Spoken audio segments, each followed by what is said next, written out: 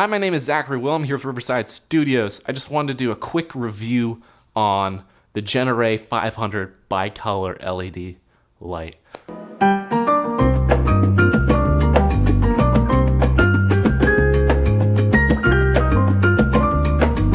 This is in a kit. There were two of these. One of them is actually the key light right here.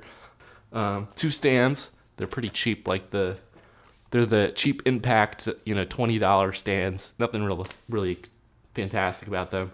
But this light's pretty lightweight, and so they kind of work. I might suggest maybe a little bit heavier duty light stand for them. So there's two of these lights. Has like a little diffuser. Where is that? Two of these little diffusers, which kind of go in like that. And so the whole kit I bought together for about $360, $370 or so, and then plus tax and whatever else. So when you kind of bring it down to per light, it kind of comes out to about $170, $180, I think. And so they're not exactly the cheapest lights in the world, but I had these old little LED panels that, like the screw to put them on the stand broke out, and then it kept falling off the stand and whatnot. And I just really wanted lights that would be high quality and would just be durable. And that was the biggest factor in deciding to get these lights. And I'm actually pretty happy with the build quality. So this is like a metal yoke right here, and the connector here is metal. The knobs here feel pretty good. The whole body is plastic, but it feels like it's that, it's hard to describe. It's like a thicker plastic. It's almost like it's almost the type of plastic that video cameras are made out of. If you feel like the outside of a video camera, just that thick plastic that feels like if you drop it, it'll be fine. I mean, I wouldn't throw it on the ground, but if you accidentally drop this light, I'd feel like it would still work, and I would be totally fine with it. So this light panel here, it has this little power brick, and I just kind of velcroed that to the back of the light fixture. It can also run off of NPF batteries. Unfortunately, you need to have both batteries. If you only have one, it won't go on, which is very unfortunate. One interesting factor about this is it does do the... Here, let me swing this around so you can see. Well, you can't really see. But if you can... You see, it only does every other row. So, and this is in tungsten. And then if you go all the way to daylight, it only does the other row. And so, when you go to in the middle... it actually has the most output when you're exactly in the middle of tungsten and daylight. And so there's this sort of intensity ramp as you go closer to the middle between daylight and tungsten. So there's not a steady amount of exposure, which is kind of unfortunate because you kind of lose out on light output, especially on the tungsten side. It seems to be the kind of dimmer LED light on this. And so I'm just going to test this between a CN160, and so I'm just going to switch out this. We're going to use some different light settings on this, and then a CN160, which is just one of those little tiny bricks. Here, I'll pull it out for you.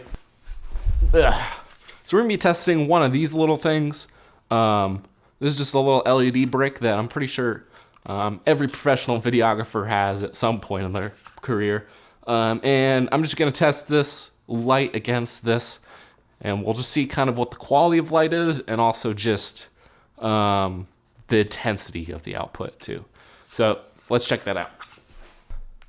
So this is the CN160, and this is a light that a lot of people should be pretty familiar with. And this is with the tungsten filter in. And this is at 99%, so which is the max brightness setting on this.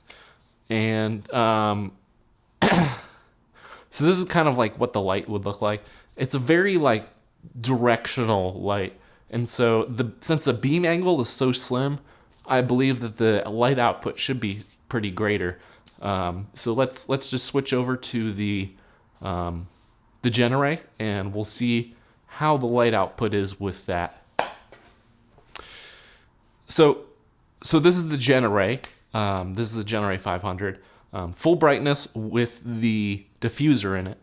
And of course, you'll see kind of in the background here, we'll kind of have a more even light spill across it. And if you can see on my shadow, it's much softer because obviously the diffuser. I would say that the exposure is somewhere in the same ballpark. Let's kind of just take out this diffuser and see how that looks. So obviously there's a little bit more brightness here once we take away the diffuser. These lights are both the same distance away from me. And you can see if I lean a little bit too close here, I start to get a little bit of overexposure here. And so this light is obviously a bit brighter than the CN160, which is kind of expected because it's currently using 250 LEDs versus 160. So let's just kind of switch it up into daylight, and we'll see how that applies to. So this is the Genaray full daylight, and obviously it's a little bit more brighter actually with the daylight setting than it is with the tungsten setting. And so you can see quite a bit more of my face is overexposed now. If I just put that back in the diffuser, we'll see kind of how that looks. There you go, a lot better diffused light, obviously more in the exposure range that I'm exposed for. And so now we'll see kind of how the CN160 does with without the tungsten filter in. All right, so now you can see what the CN160 looks like. Obviously, getting a bit more exposure than we were in tungsten, and it looks pretty good. It's very, very, very sharp shadows. And since it's such a small light, it does give a good output, but you do need to be aware of that. If you're going to use that as your key light, you're going to get very harsh shadows, and trying to diffuse this small light is definitely going to be a problem. Whereas with the Genaray, because it's a much bigger source, it'll be much softer across the fixture, just to even start with. And so because of that, you'll get a softer source starting out because there's more LEDs. You can put the diffuser in, get the same exposure mostly. And so although it is a bigger, more cumbersome light, it definitely has its benefits.